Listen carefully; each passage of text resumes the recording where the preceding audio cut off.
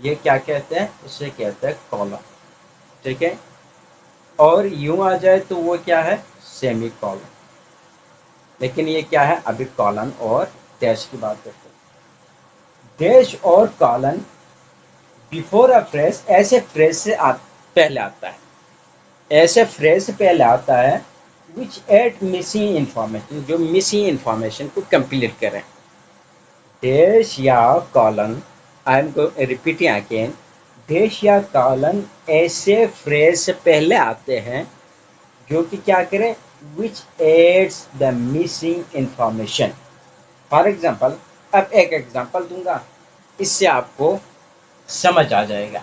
अब देखिए, only one American president, only one American president,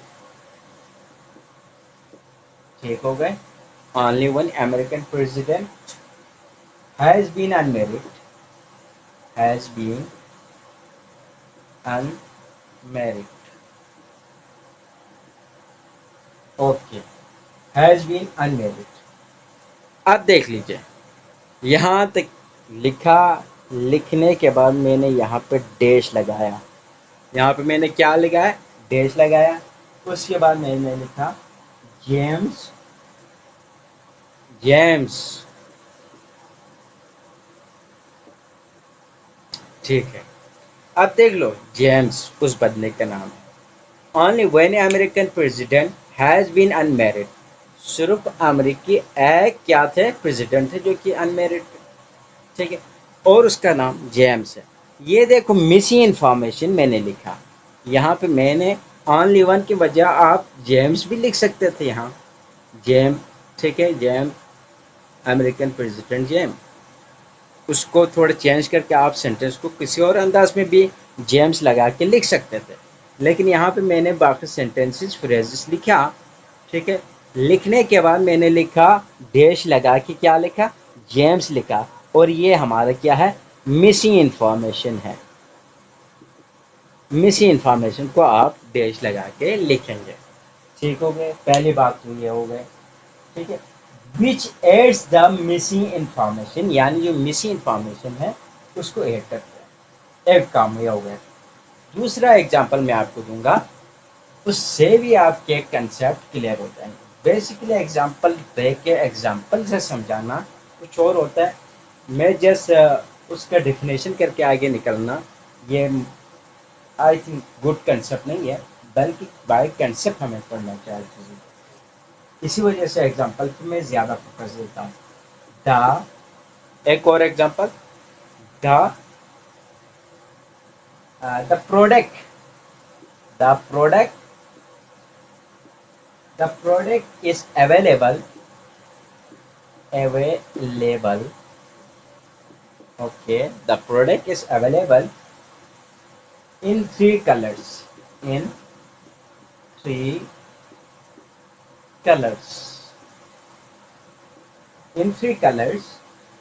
उसके बाद मैंने क्या लगाया, अब यहाँ पे मैंने यूज किया, ये देख लो, कॉलन। मैंने क्या यूज किया, कॉलन यूज किया। मैंने बताया the product is available three colours, in three colour, जो प्रोडक्ट है वो तीन कलर्स में है। अब क्या है, तीन कलर्स में है, मैंने बोला कि जो प्रोडक्ट्स है वो तीन कलर्स में दस्तियाब है।